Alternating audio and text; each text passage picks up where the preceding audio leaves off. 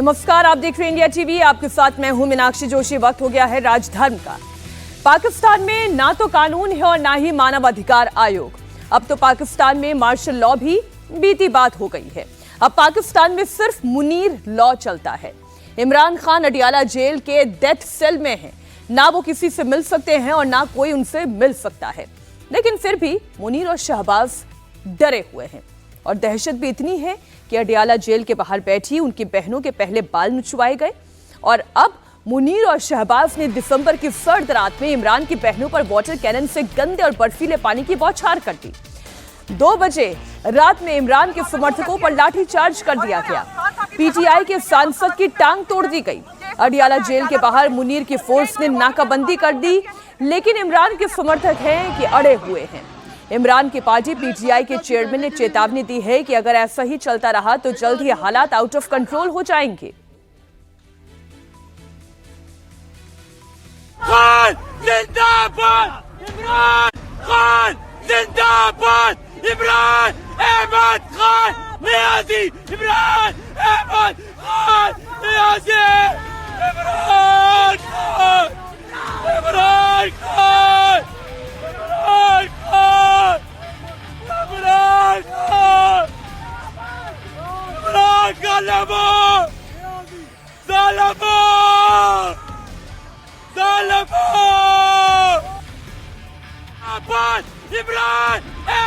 पीछे water cannon से पानी की बौछार और सामने इमरान का समर्थक बना दीवार।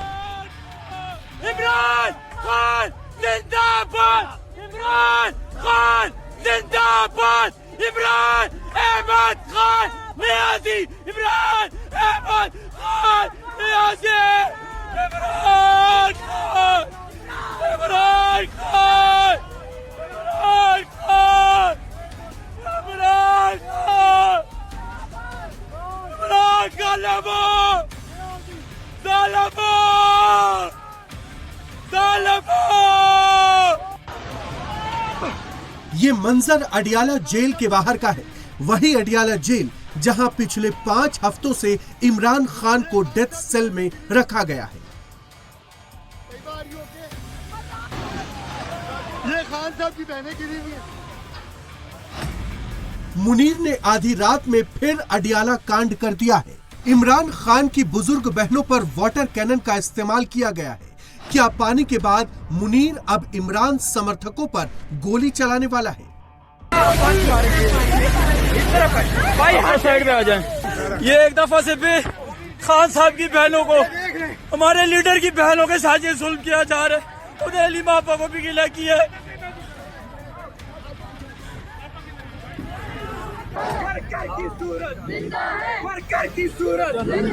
रावलपिंडी की अडियाला जेल के बाहर फिर बवाल शुरू हो गया है। जेल में इमरान पर आसिम मुनीर ने शिकंजा कस दिया है। बाहर इमरान की बहनें धरने पर बैठी हैं। इमरान से मुलाकात की मांग पर अड़ी है।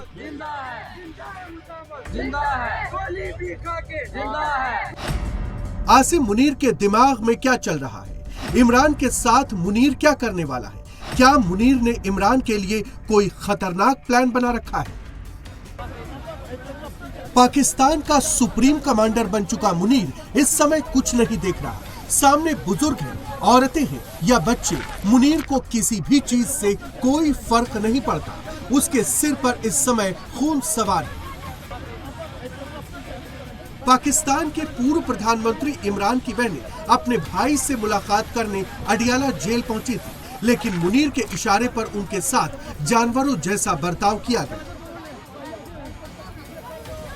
ये इन्होंने वाटर कैनन मारना शुरू कर दिया और इन्होंने खान साहब की बहनों पे पानी फेंका है, हम खवातीन पे पानी फेंका है। ये इस वक्त चल रहा है अडियाला रोड पे। ये इन्होंने वाटर कैनन मारना शुरू कर। इमरान की बुजुर्ग बहनों पर वाटर कैनन से गंदे पानी की बौछार की।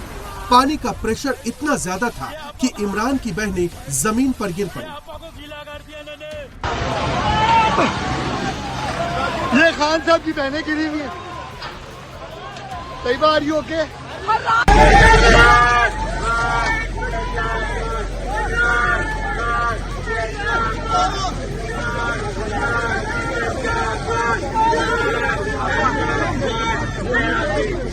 दिसंबर की कड़कड़ाती ठंड में मुनीर ने आधी रात को इमरान के परिवार और समर्थकों पर वो जुल्म किया है जिससे पूरा पाकिस्तान कांप उठा है।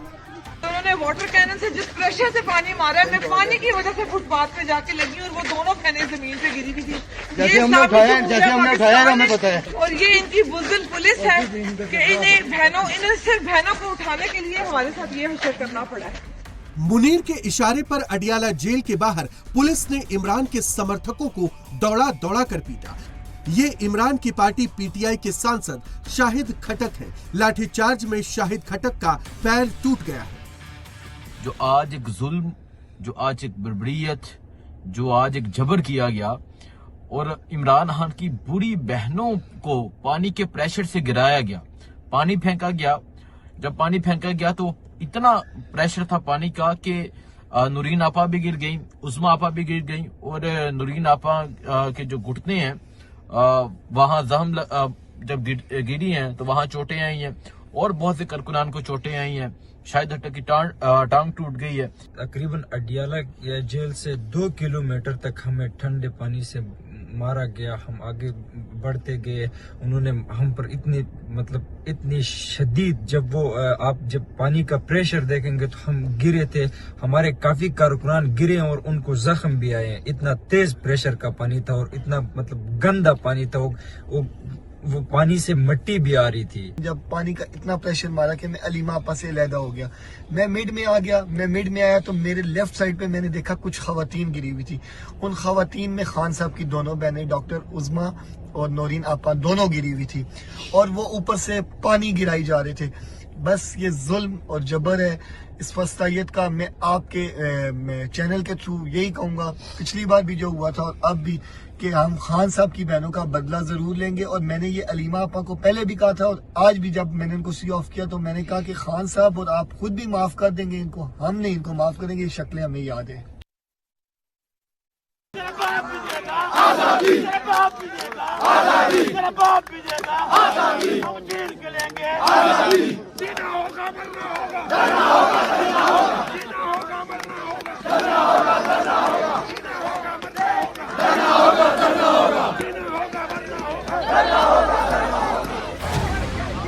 इमरान खान के समर्थक, उनकी बहनें अब आर पार की जंग के मूड में हैं। बात कभी भी गोलीबारी तक पहुंच सकती है। फिर भी कहोगे आजादी, फिर भी लड़ोगे आजादी, गोली भी चलेगी आजादी, बंदूक लगेगी आजादी, फिर भी कहोगे आजादी, फिर भी लड़ोगे आजादी। इमरान अडियाला जेल में कैद है। बाहर पूरा पाकिस्तान उनकी आजादी के लिए नारे लगा रहा है। मुनीर और शहबाज का तख्त हिला रहा है। आजादी, दो हाथ बचा के आजादी, दो हाथ बचा के आजादी, माहौल बना के आजादी, सिंधी भी बोले आजादी, पंजाबी बोले आजादी, पख्तून भी बोले आजादी, गिलगित भी बोले आजादी, बल्लोची बोले आजादी, ये माए मांगे आजादी, ये बहने मांगे आजादी, ये बूढ़े मांगे आजादी, ये तलबा मांगे आजादी, जवान बोले आजादी, जवान बोले आजादी, ऐ मौला दे आजादी।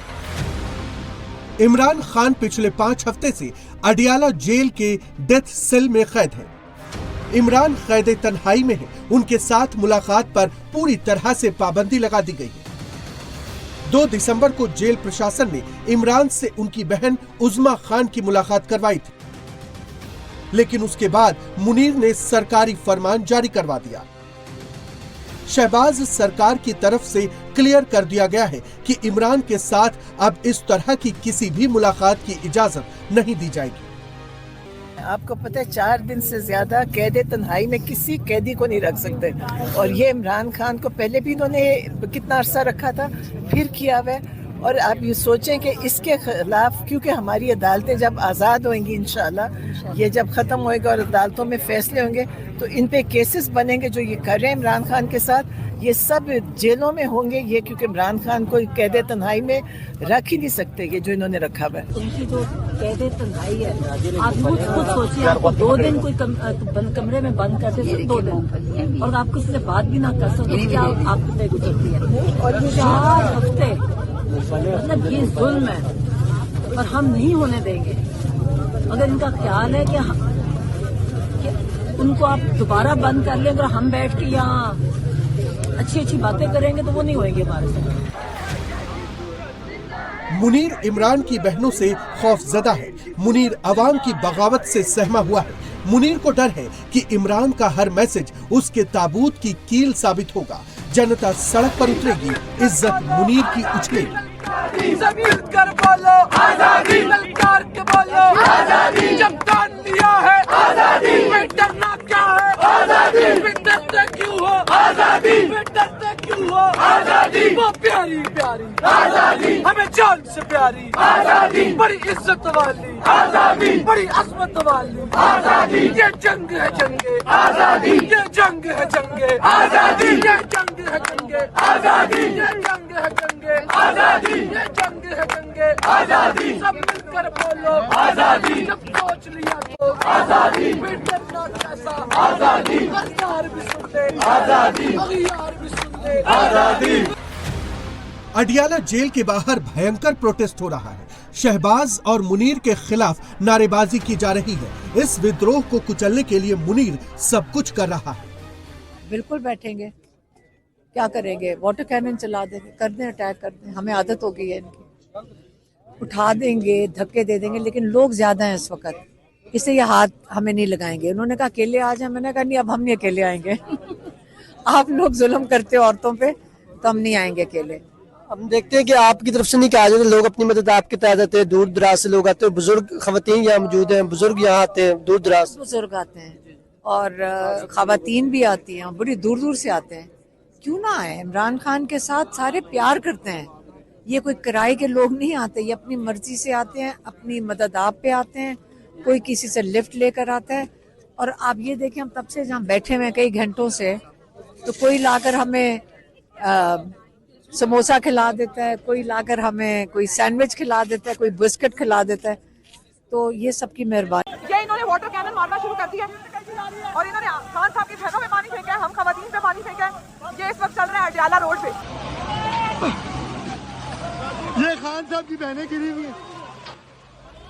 कई बार ये ओके। इमरान की बहनों को डराने के लिए मुनीर किसी भी हद तक जाने को तैयार है। वाटर कैनन से उन्हें पीछे धकेलना हो या उनकी गाड़ियों के टायर को पंक्चर करना हो, इमरान के खौफ में मुनीर सनकपन की सारी हदें पार कर रहा है। ये कोई हरकत है करने वाली कि गाड़ियां उठा के ले, जब कहते हैं पहले टायर पंक्चर किए हैं। कोई कह रहा है, आप कह रहे थे 12 हैं, कोई कह रहा है 14 हैं। अब गाड़ियों के टायर पंक्चर करके गाड़ियां उठा के ले गए। अब ये किस कानून के तहत इन्होंने किया? पहले मुझे बताएं कि इसका मतलब जो इनका दिल कर रहा है वो ठीक है, और जो कोई और इसी किस्म की हरकत करेगा फिर आप उसको चोर कह देते हैं। आप अगर कोई गाड़ी पंक्चर कर दे सड़क पे खड़ी हुई, आपको तो जेल में डाल देंगे, और लेकिन ये कर दें कि गाड़ियों के टायर पंक्चर कर दें, तो वो लोग जो बैठे हैं वो कह रहे हैं कि आप हमारी गाड़ियों के टायर पंक्चर लगा के, टायर बदल के वापस लेकर आएं, फिर वो चले जाएंगे यहाँ से। इमरान की बहनें अपने भाई से मुलाकात पर अड़ी हैं, तो समर्थक अपने लीडर की आजादी से कम पर मानने को तैयार ही नहीं। कि जिन्होंने मई की गर्मी देखी है जेलों में बिना बिजली के, और जिन्होंने दिसंबर और जनवरी की रातें गुजारी हैं जेल में बिना बिजली और ये हीटर वगैरह के, उनसे आपको ये सवाल नहीं करना चाहिए जी कि अगर आज आपको यार रात को बैठना पड़ेगा, हमें तो बैठना पड़ेगा, हम बैठेंगे, हम जितना हो सकेगा आवाज उठाएंगे। ये डंडा चलाना चाहते हैं, ये अपना शौक पूरा करें। हमने हमेशा कहा है कि हम इन पे हाथ नहीं उठाएंगे। जेल के अंदर मुनीर इमरान को मेंटल टॉर्चर कर रहा है, उन्हें कैद तन्हाई में रखा गया है। जब से इमरान के समर्थकों ने ये सुना है, उनका गुस्सा भड़का हुआ है। वो अब मरने मारने पर आमादा नजर आ रहे हैं। समंदर की तरफ बोल रहा हूँ, इज्जत से प्यार से बोल रहा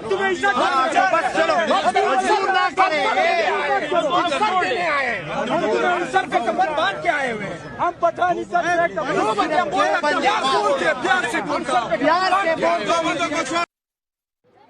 मुनीर अपनी कुर्सी बचाने के लिए किसी भी हद तक जा सकता है। वो पाकिस्तान में खून की नदियां बहा सकता है। जरूरत पड़ने पर वो इमरान को रास्ते से भी हटा सकता है। इमरान के परिवार और समर्थकों को इस बात का पूरा यकीन है। यही वजह है कि नियाजी की बहनें अपने भाई के साथ रूटीन मुलाकातों की मांग पर अड़ी हुई हैं। अडयाला जेल के बाहर से जो खबरें आ रही हैं बड़ी तशवीशनाक हैं, बड़ी अफसोसनाक हैं।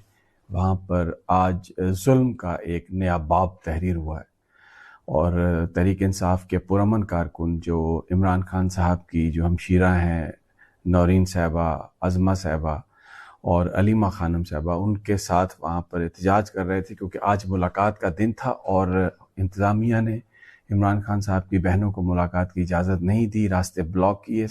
हम सारा दिन रिपोर्ट करते रहे कि कितनी ज़्यादा पुलिस है और किस तरीके से कारकुनों को रोकने की कोशिश की गई, लेकिन एक सैलाब था कारकुनों का जो वहाँ पर पहुँचा। लीडर्स भी पहुँचे, MPs भी पहुँचे और तमाम लोग, ख़वातीन की बड़ी तादाद मौजूद थी। मुलाकात नहीं हुई जिस पर धरना दिया गया और इमरान खान की जो हमशीरा थी उनका ये मौक़िफ़ था कि क्योंकि ये उनका हक़ है आइन और कानून के तहत कि वो अपने भाई से मिलें और उनकी सॉलिटरी कन्फाइनमेंट की इतलात हैं। ऑफिशियली अब तो हुकूमत ने यह कह दिया है कि किसी से नहीं उनको मिलने दिया जाएगा। बुशरा बीबी के साथ भी बड़ा बुरा सलूक हो रहा है तो वो मुलाकात किए बगैर नहीं जाएंगी। मुनीर स्टेप बाय स्टेप काम कर रहा है। एक एक करके वो अपने रास्ते के कांटों को हटाता जा रहा है। उसने पहले इमरान की सरकार गिराई, फिर शहबाज को कठपुतली PM बनाया, इमरान पर करप्शन का चार्ज लगाकर उन्हें जेल भेजा, खुद पहले आर्मी चीफ बना, फिर खुद को फील्ड मार्शल घोषित करवाया और अब पाकिस्तान के संविधान में 27वां अमेंडमेंट कराकर मुल्क का पहला CDF बन गया। दुश्मन तंग रहेंगे, खान तेरे संग रहेंगे, दुश्मन तंग रहेंगे, खान तेरे संग रहेंगे। मुनीर के रास्ते का सबसे बड़ा रोड़ा इमरान और उनके ये समर्थक हैं। आएगा, आएगा, इंक़िलाब आएगा, आएगा, आएगा, इंक़िलाब आएगा, इमरान के जवानों का, इंक़िलाब आएगा, इमरान के जवानों का, इंक़िलाब आएगा, इमरान के जवानों का, इंक़िलाब आएगा। मुनीर जानता है कि अगर इमरान खान एक बार जेल से छूट गए तो फिर पाकिस्तान में इनकलाब का समंदर आ जाएगा। खबरें तो ऐसी भी हैं कि मुनीर चोरी छिपे इमरान को जेल से कहीं और शिफ्ट करने की तैयारी कर रहा है, ऐसी जगह जहां इमरान के समर्थक आसानी से ना पहुंच पाए। देखिए, मुंतकिल जहाँ भी करेंगे वो हमारे से कहीं छुपा नहीं सकते। और इमरान खान कोई जंगी कैदी नहीं है कि जिनको जहाँ मुंतकिल करेगा कर देंगे। इमरान खान यहाँ के सबसे बड़ी पहचान, पाकिस्तान की शान और फॉर्मर प्राइम मिनिस्टर, ऐसे ही उनको की शिफ्ट करेंगे, कभी हो ही नहीं सकता करें, क्योंकि इमरान खान की हिफाजत करना हम सब की जिम्मेदारी है। तो ये ऐसी अफवाहें फैलाते हैं, बिल्कुल नहीं कर सकेंगे। आपका वाहिद मुद्दा यही है कि खान साहब की रिहाई होनी चाहिए, चाहे वो बातचीत से हो या फिर मुज़ाहमत से हो। लीडरशिप बातचीत की भी कोशिश कर रही है हुकूमत के साथ के मुज़ाकरात हों, डायलॉग के ज़रिए से खान साहब की किसी तरीके से रिहाई मुमकिन हो सके। हमें नहीं पता कोई बातचीत हो रही कि नहीं, लेकिन खान साहब को निकलना है क्योंकि खान साहब के सारे केसेस ख़त्म हो गए। अब इनके पास कोई बात ही नहीं बनी, सब केसेस झूठे साबित हुए, ये लोग झूठे साबित हो चुके हैं। तो अब सिर्फ खान साहब ने बाहर आना है और इंशाअल्लाह लोगों की दुआओं से, लोगों की मोहब्बत से वो बड़ी जल्द बाहर आएंगे, क्योंकि सब केसेस ख़त्म हो गए हैं और ये हुकूमत हार चुकी है इमरान खान को अंदर रख।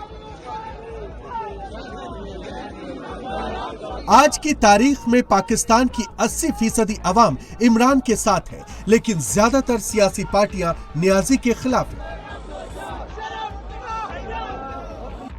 मुनीर के इशारे पर पाकिस्तानी फौज भी राजनीतिक दल की तरह इमरान के खिलाफ बयानबाजी कर रही है। इमरान को नेशनल सिक्योरिटी थ्रेट बताया जा रहा है। एक सरकारी मुलाजिम टीवी के ऊपर बैठ के होता कौन है 90% लोगों की आवाज़ और नुमाइंदे के बारे में इस किस्म की बात करने। वो तो नौकरी पेशा बंदा है, वो तो नौकरी कर रहा है जिसको आप हायर करो और फायर करो। वो कौन होता है बताने के लिए कि वो स्टेट है। इमरान खान को भी इन्होंने कहा था मुल्क छोड़ के चले जाएं। अब इनके लिए ये मसला ये हुआ है कि इमरान खान कहते हैं मैं अपना मुल्क क्यों छोड़ के जाऊं।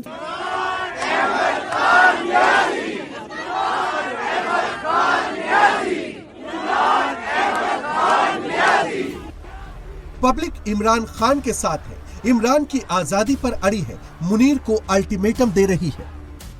आजादी, आजादी, आजादी, आजादी, आजादी, आजादी, आजादी,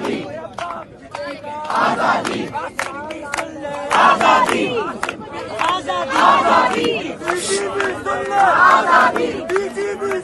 आजादी।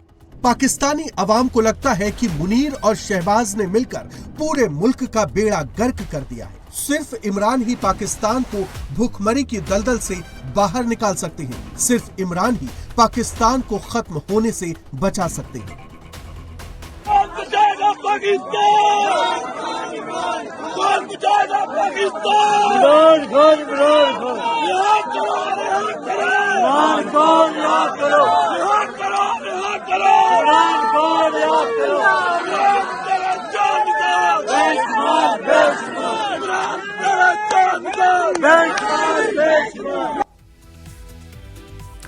पाकिस्तान में हालात आउट ऑफ कंट्रोल होते जा रहे हैं। गृह युद्ध जैसे हालात बने हुए हैं। इमरान खान के समर्थक सड़क पर हैं, झुकने के लिए तैयार नहीं है। तो वहीं भारत में एफआईआर पर संसद में सकारात्मक बहस चल रही है।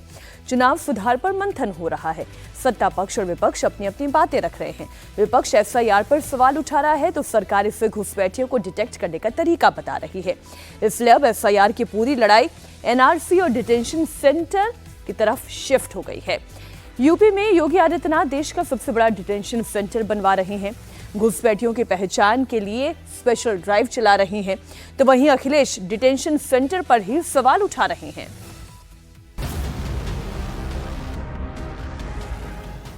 किसके लिए जो गलत बोले है ना, जिन लोगों का जो धारणा गलत है, जो सोच गलत है, उनके लिए पुलिस घूम रही है।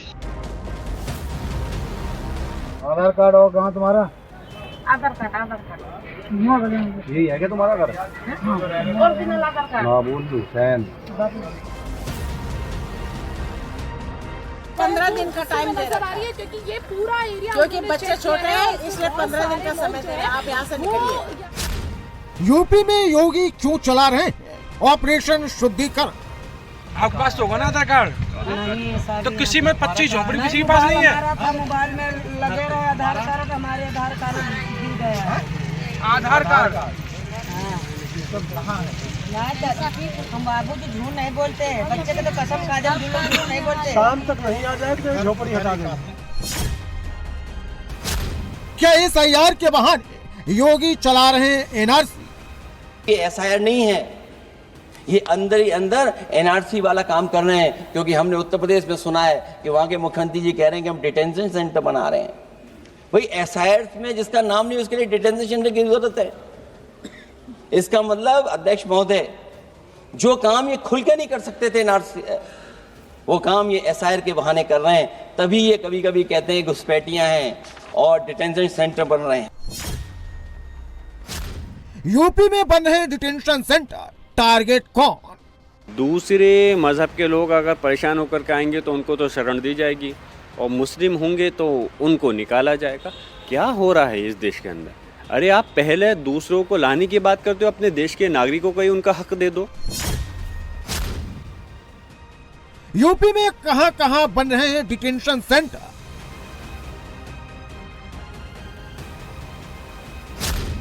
क्या रोहिंग्या और बांग्लादेशी मुसलमानों के लिए योगी बनवा रहे हैं डिटेंशन सेंटर? ये का कोई व्यक्ति मिलता है जो रोहिंग्या या बांग्लादेश का हो और अवैध रूप से बिना अपनी पहचान छुपा करके कोई व्यक्ति रह रहा हो, तो उनको चिन्हित करने का निर्देश जो है मिला था। तो शासन प्रशासन की तरफ से, पुलिस विभाग की तरफ से यदि कोई ऐसा व्यक्ति चिन्हित होकर के आता है तो हम उसको वहां पर पिकअप।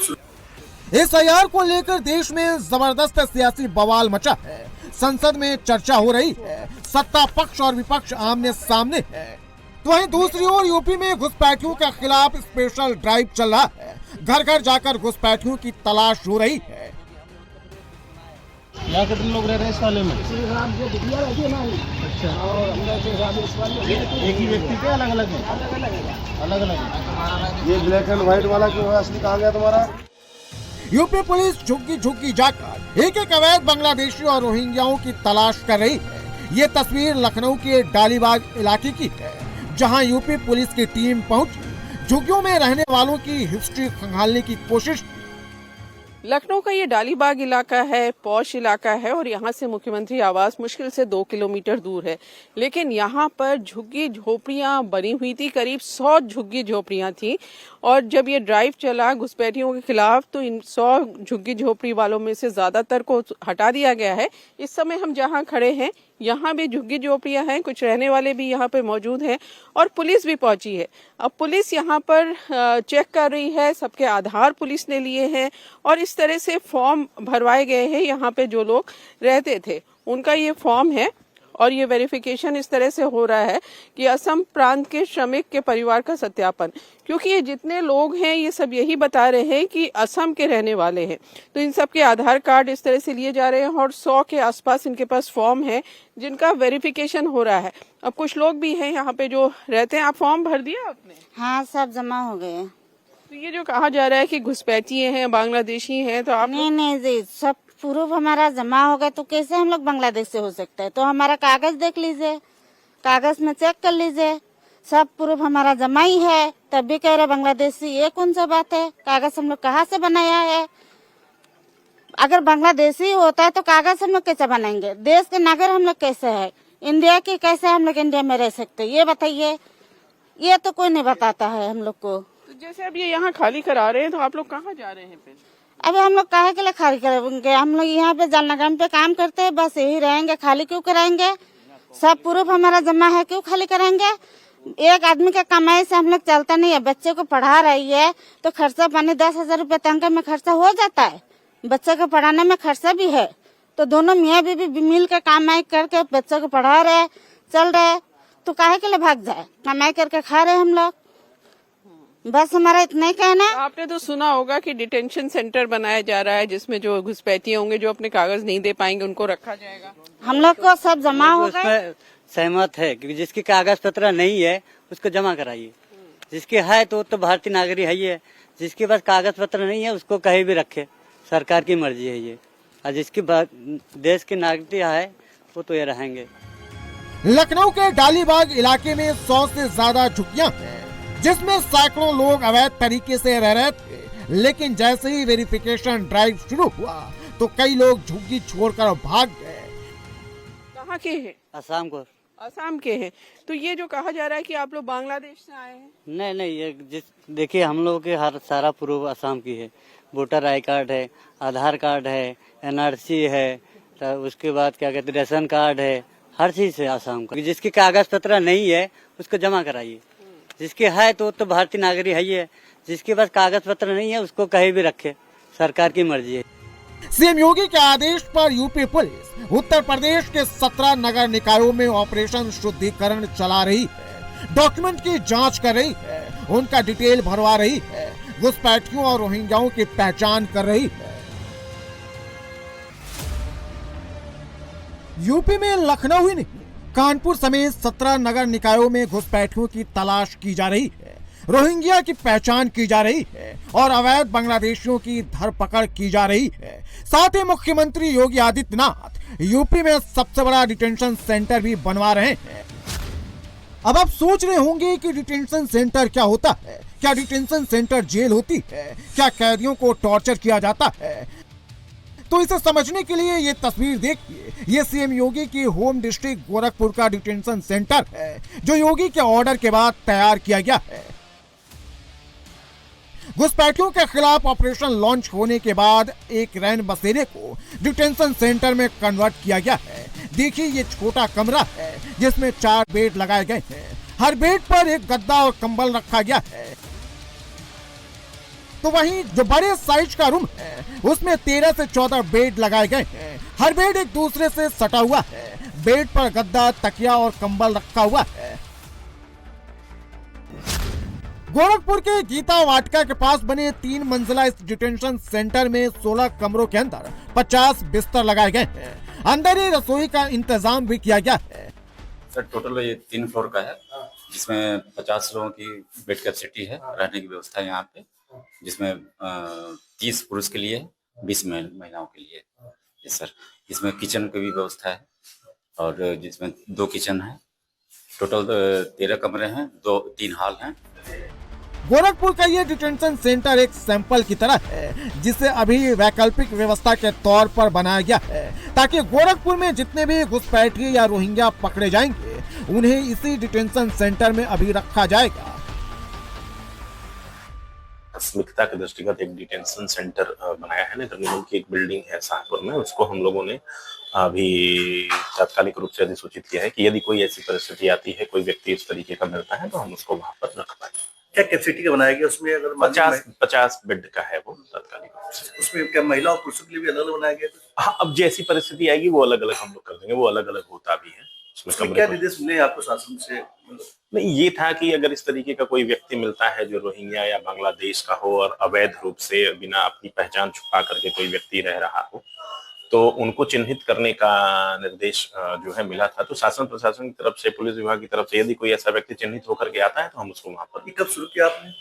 ये अभी परसों हम लोगों ने उसको आइडेंटिफाई किया है बिल्डिंग। गोरखपुर में 50 घुसपैठिए रखे जा सकते हैं, लेकिन ये सिर्फ एक छोटा सा सैंपल है।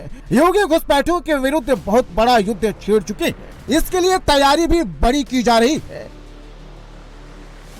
इसे समझने के लिए डिटेंशन सेंटर का ये मॉडल देखिए, जिसमें डिटेंशन सेंटर के अंदर और बाहर सुरक्षा के चाक चौबंद इंतजाम किए गए हैं। मॉडर्न फेक डिटेक्शन टेक्नोलॉजी से लेकर सीसीटीवी तक की व्यवस्था की गई है। मेन गेट पर 24 घंटे सुरक्षाकर्मी तैनात रहेंगे।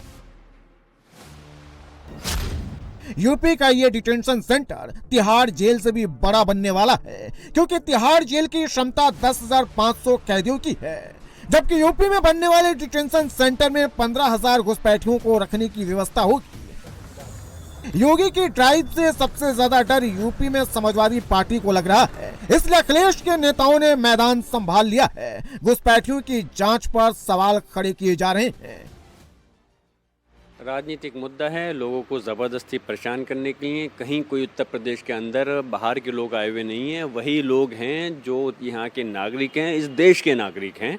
और डिटेंशन सेंटर बनाने का उनका अपना अधिकार है, बना सकते हैं। लेकिन मैं जानता हूं कि इंशाल्लाह वो ढूंढने पर भी उनको कोई इस प्रकार के व्यक्ति नहीं मिलने के हैं जिससे कि उनको भेजने की जरूरत पड़े। यूपी में समाजवादी पार्टी के मुखिया अखिलेश यादव ने भी एसआईआर के पैरेलल चल रही ड्राइव की पूरी कैलकुलेशन कर ली है। अखिलेश को समझ आ गया है कि सिर्फ आधार कार्ड के दम पर वोटर आईडी कार्ड नहीं चलेगा, इसलिए वो एसआईआर को ही एनआरसी बताने में लगे हैं। चुनाव हुआ नहीं, उससे पहले इलेक्शन कमीशन ने वोट काट दिए। और कितने वोट काटे हैं? 15,000 वोट काटे हैं। आधार जैसा कार्ड जिसमें सब कुछ डॉक्यूमेंटेड है, आपके फिंगर्स हैं, आपकी आई है, आपका पूरा डिटेल है, उसके बाद भी आप आधार को नहीं मान रहे। इसका मतलब ये एसआईआर नहीं है, ये अंदर ही अंदर एनआरसी वाला काम कर रहे हैं। क्योंकि हमने उत्तर प्रदेश में सुना है कि वहां के मुख्यमंत्री जी कह रहे हैं कि हम डिटेंशन सेंटर बना रहे हैं। वही एसआईआर में जिसका नाम नहीं, उसके लिए डिटेंशन सेंटर की जरूरत है। इसका मतलब अध्यक्ष महोदय, जो काम ये खुल के नहीं कर सकते थे एनआरसी, वो काम ये एसआईआर के बहाने कर रहे हैं। तभी ये कभी कभी कहते हैं घुसपैठियां हैं और डिटेंशन सेंटर बन रहे हैं। अखिलेश यादव भले ही इसे एनआरसी बता रहे हैं, लेकिन सीएम योगी का मैसेज एकदम क्लियर है। यूपी में एक भी घुसपैठिया नहीं बचेगा। ऑपरेशन शुद्धिकरण तब तक चलता रहेगा जब तक यूपी घुसपैठिया मुक्त प्रदेश नहीं बन जाएगा। 1996 में जब देश में यूनाइटेड फ्रंट की सरकार हुआ करती थी, तत्कालीन गृह मंत्री श्री इंद्रजीत गुप्ता जी थे, जो एक वामपंथी नेता थे। उस दौर में, यानी आज से 3 दशक पहले, उन्होंने कहा था कि देश में लगभग 1.5 से 2.25 करोड़ घुसपैठिए हैं। और अगर आज से 3 दशक पहले ये संख्या इतनी बड़ी थी, तो आज के समय में इतने वर्षों बाद देश के अंदर घुसपैठियों की संख्या कितनी बढ़ चुकी होगी, इसकी कल्पना पक्ष और विपक्ष हम दोनों कर सकते हैं। लेकिन सवाल ये है कि क्या इन घुसपैठियों की पहचान नहीं होनी चाहिए? सवाल ये है कि क्या इन्हें मतदान का अधिकार देना चाहिए? सवाल ये है कि क्या देश के संसाधनों पर इन घुसपैठियों का कोई हक है? सवाल ये है कि क्या भारत सरकार से लेकर तमाम राज्य सरकारों की योजनाओं का लाभ इन्हें मिलना चाहिए? और सबसे बड़ा सवाल ये है कि क्या इन घुसपैठियों का बचाव केवल इसलिए होना चाहिए क्योंकि फर्जी मतदाता पहचान पत्र बनाकर या किसी न किसी दल के वोटर बनकर बैठे हुए हैं?